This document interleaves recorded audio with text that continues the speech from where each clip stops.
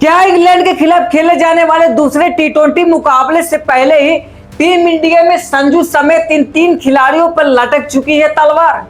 क्या ये 3 खिलाड़ी दूसरे टी20 मुकाबले से बाहर हो सकते हैं? और इस लिस्ट में भाई साहब सिर्फ 3 खिलाड़ी नहीं बल्कि इस टीम इंडिया के टीम के वाइस कप्तान भी शामिल है। तो चलिए जानने की कोशिश करते हैं कि आखिरकार दूसरे टी20 मुकाबले से ये 3 खिलाड़ी क्यों बाहर हो सकते हैं। और कहा जा रहा है कि भाई साहब जिस तरीके से इनका फॉर्म है और जिस तरीके से मुकाबले खेल रहे हैं, इसी को लेकर इनके ऊपर काफी ज्यादा सवाल उठाए जा रहे हैं।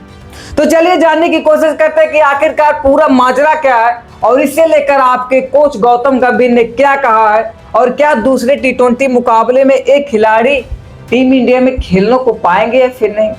आपको बता दें कि यहाँ पर जब इंडिया और इंग्लैंड के बीच पहला टी20 का मुकाबला हुआ था तो यह मुकाबला बारिश की वजह से रद्द हो गया था, क्योंकि जहां पर टीम इंडिया यहाँ पर पहले टॉस जीती और टॉस जीतने के बाद बल्लेबाजी करती है, जहां पर पहले बल्लेबाजी करते हुए टीम इंडिया जो रहती है 189 रन बनाती है, जिसमें उनके 7 विकेट गिर जाते हैं और 20 ओवर में टीम इंडिया केवल 189 रन बनाती है। मैं आपको बता दूं कि यहाँ पर टीम इंडिया के केवल 3-4 प्लेयर ऐसे ही थे जिनकी बदौलत टीम इंडिया 189 रन तक का जो टारगेट थी भाई साहब वो दे पाए, केवल 3 ही 4 प्लेयर। उसके बाद टीम इंडिया के सारे जो प्लेयर थे वो फ्लॉप साबित हुए, क्योंकि जिस तरीके से आयरलैंड के खिलाफ टीम इंडिया की खेली, कहा जा रहा था कि इंग्लैंड के खिलाफ टीम इंडिया के प्लेइंग 11 थोड़ा बदलाव होगा, थोड़ा जो बैटिंग है उसमें बदलाव होगा, लेकिन बैटिंग वही चली भाई साहब। बैटिंग बहुत ज्यादा रन नहीं निकले। और अगर आप इंग्लैंड जैसे धाकड़ टीम के सामने 189 रन बनाते हो टी20 में, तो आप बहुत ज्यादा रन नहीं बनाए हो, क्योंकि अगर आपको इस मुकाबले को जीतना है तो आप कम से कम 200 प्लस 210, 215, 20 रन तक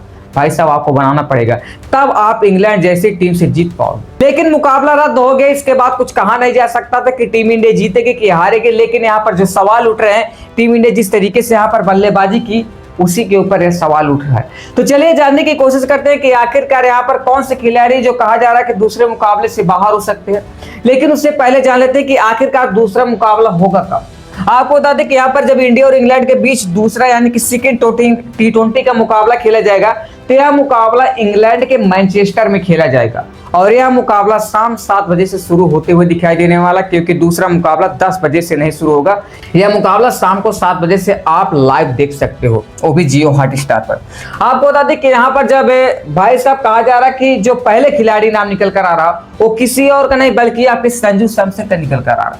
अरे वही संजू सैमसन जिन्होंने टी20 वर्ल्ड कप में शानदार बल्लेबाजी की थी, जिनकी बदौलत टीम इंडिया टी20 वर्ल्ड कप 2026 की ट्रॉफी उठाई थी, जिसमें उनका योगदान सबसे ज्यादा निकल कर आया था।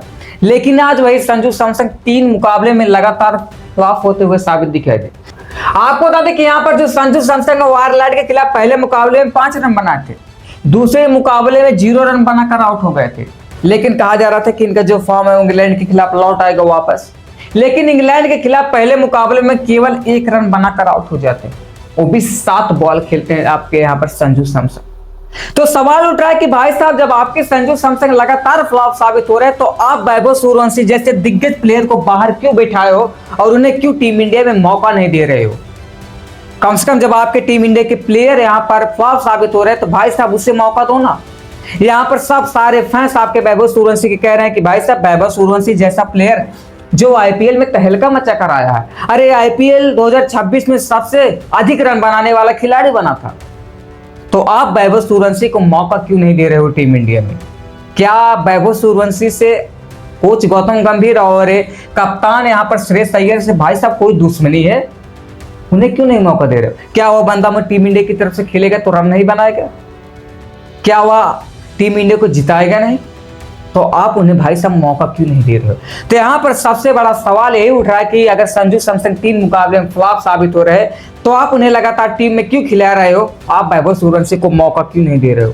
तो यहाँ पर कहा जा रहा है कि पहले मुकाबले से यानी कि दूसरे टी20 मुकाबले से आपके जो संजू सैमसन है बाहर हो सकते हैं। अब देखना है दिलचस्प होगा कि आखिरकार यहाँ पर जो आपके कोच और कप्तान है वह बाहर करते हैं कि नहीं, या फिर दूसरे मुकाबले में आपके वैभव सूर्यवंशी को चांस मिलता है या फिर नहीं, या फिर दूसरी की तरफ भाई साहब पहले मुकाबले की तरफ पानी पिलाते हुए दिखाई दे। वहीं जो दूसरे नंबर पर बात निकल कर आ रही है किसी और नहीं बल्कि आपके तिलक वर्मा की।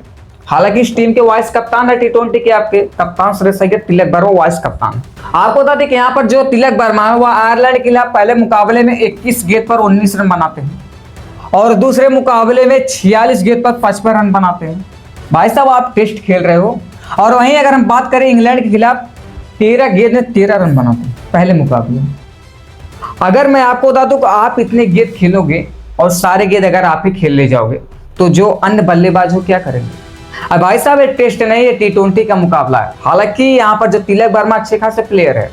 अगर तिलक वर्मा को आपको याद होगा उनकी पारी जिन्होंने एशिया कप की ट्रॉफी जीता थी टीम इंडिया के, सबसे बड़ा योगदान पाकिस्तान के खिलाफ उस मुकाबले में आपके तिलक वर्मा का ही निकल कर रहा था। अगर उस मुकाबले में आपके तिलक वर्मा का बल्ला नहीं चला होता तो शायद ही आज एशिया कप की ट्रॉफी टीम इंडिया जीती होती।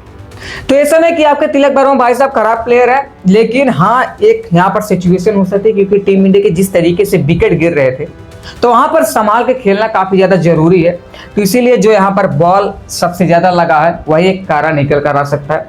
लेकिन उम्मीद है कि आपके तिलक वर्मा खेलेंगे, बाहर नहीं बैठेंगे। जो सवाल है जो निकल कर आ रहा है मैंने आपको ही बता रहा हूँ। वहीं जो तीसरे नंबर पर भाई साहब आपके सवाल उठ रहे हैं आपके ईशान किशन का। पहले मुकाबले में आयरलैंड के खिलाफ 1 रन बनाते हैं, दूसरे में 12 रन बनाते हैं और इंग्लैंड के खिलाफ पहले टी20 मुकाबले में 0 पर आउट होते हैं। ये है आपकी ईशान किशन की पारी। इन्होंने भी टी20 वर्ल्ड कप में अच्छे खासे पारी खेले थे, अच्छे खासे टीम इंडिया के लिए रन बनाए थे, लेकिन इनका बल्ला 3 मुकाबले से खामोश है। अगर आप इस तरीके से बल्लेबाजी करोगे और आप टॉप ऑर्डर के बल्लेबाज हो और शुरुआत में पावर प्ले में आपके विकेट गिर जाते हैं तो बेशक ही टीम इंडिया के प्लेयर के ऊपर दबाव आएगा। तो ऐसे में टीम इंडिया के जो चौथे 5वें नंबर के बल्लेबाज हैं, जो ऑलराउंडर है, वो तो भाई साहब ज्यादा गेंद खेलेंगे और तभी कहा जा रहा कि उनके जो गेंद और यहाँ पर रन हो बराबर हो रहे हैं क्योंकि आप शुरुआत में प्रेशर देके जा रहे हो।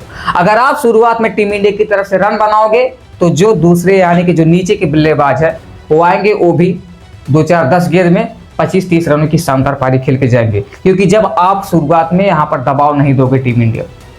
तो यहाँ पर कहा जा रहा कि आपके यहाँ पर ईशान किशन भी बाहर हो सकते हैं, लेकिन मुश्किल है क्योंकि ईशान किशन बाहर नहीं हो सकते क्योंकि रिप्लेसमेंट में कोई खिलाड़ी है नहीं। तो ऐसे में जो आपके तिलक वर्मा ये है और ईशान किशन इनका निकलना मुश्किल दिखाई दे रहा है। हाँ यहाँ पर आपके संजू सैमसन बाहर हो सकते हैं और उनकी जगह पर वैभव सूर्यवंशी पूरी तरीके से फिट बैठते हुए दिखाई दे रहे हैं। बाकी आपको क्या लगता है कि यहाँ पर जिस तरीके से इन 3 खिलाड़ियों का प्रदर्शन है, इनमें से किस खिलाड़ी को बाहर करके वैभव सूर्यवंशी को मौका देना चाहिए? अपनी राय कमेंट बॉक्स में जरूर बताइएगा। बाकी यदि जानकारी चाहिए तो इस वीडियो में क्लिक करके देख सकते हैं। मिलते हैं नेक्स्ट वीडियो में, तब तक के लिए जय हिंद, जय भारत, वंदे मातरम।